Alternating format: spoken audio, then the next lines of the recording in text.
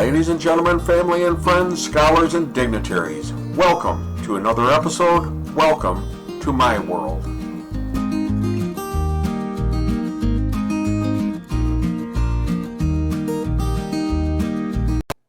Alcoholism is a disease. It's a definite morbid process having a characteristic chain of symptoms affecting the entire body or any of its parts. Its etiology, pathology, diagnosis, and prognosis may be known or unknown. So, in the United States, the addictions treatment community has long known that there has been a substantial yet underreported problem with alcohol abuse and alcoholism. Essentially, the government studies reported fairly consistently that alcohol problems and alcoholism significantly impact about 10% of the population across the spectrum of life: physical, mental, emotional, family, and social, even negatively impacting upon jobs and careers. The addictions community knew that alcohol was a holistic drug that had negative consequences for youth and adults, men and women, and touched virtually every race, creed, and socioeconomic group. No one was exempt from its toxic and addictive properties. It is known as an equal opportunity destroyer. But then a few years back, a new U.S. study was released that updated the findings. This study estimates that about 30% of Americans reported that they have had an alcohol disorder at some point in their lives. 30%.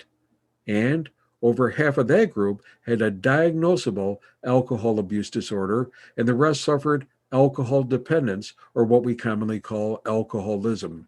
So, this study did not look at alcoholism at one point in time, but in a longitudinal manner, and found that the lifetime prevalence of alcohol use disorders stood at 30%. In other words, at some point in their life, 30% of Americans had a diagnosable alcohol use disorder. People suspected that it was high, but not this high. It is at the level of both an epidemic, but is also endemic to America. And we should have known that. Another study came out at about the same time showing that 1 in every 4 families is affected by addiction, with the number one addiction being alcoholism. So we knew the problem was much larger than was being reported. Now, it's important to note that this study wasn't talking about simple intoxication or even numerous bouts of intoxication, but about a set of diagnosable symptoms meeting specific criteria from the Diagnostic and Statistical Manual of Mental Disorders by the American Psychiatric Association. Again, this means that almost 1 in every 3 people in the U.S.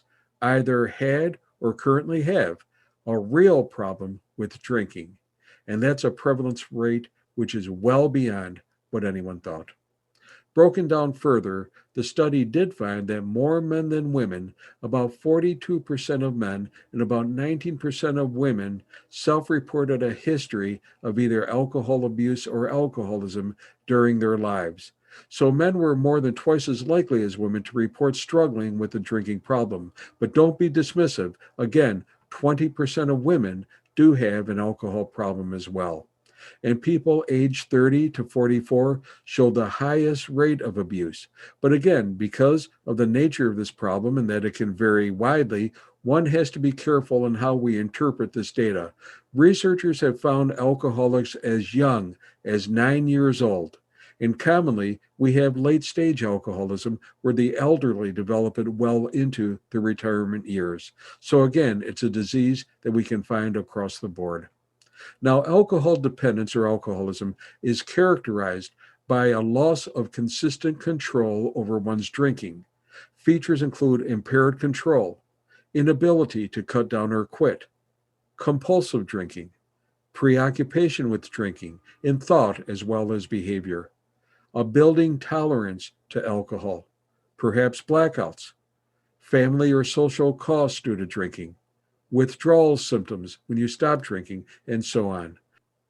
Alcohol dependence can be related to domestic violence, failure to fulfill major role obligations at home or at work, and causing interpersonal, social, and legal problems, and place a serious strain on the alcoholic himself or herself. The survey results, which were published in an issue of the Archives of General Psychiatry, also found that only 24% of people with an alcohol use disorder ever received treatment of any type. And as we know, treatment is the first and best way to overcome an addiction. Now, the health officials in the study were again concerned that so few people are reaching out for help. After all, if it were cancer, everyone knows that early treatment and aggressive treatment shows the best health outcomes. And the same is true for addiction.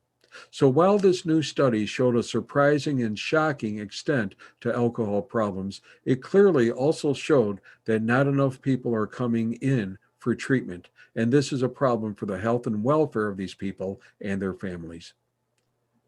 Don't be fooled. If left untreated, alcoholism results in being admitted in and out of hospitals, jails, and mental institutions, and eventually early death. It also leads to divorce, depression, anxiety, broken friendships, strained family relationships, numerous health problems, including cancers, liver disease, and even brain damage, and poorer life satisfaction overall. Finally, if there is an alcohol problem, one should always seek professional assistance, contact a local treatment agency, or call the National Alcohol and Substance Abuse Information Center for more information. Hey, be safe, be well, think before you drink, and may God bless.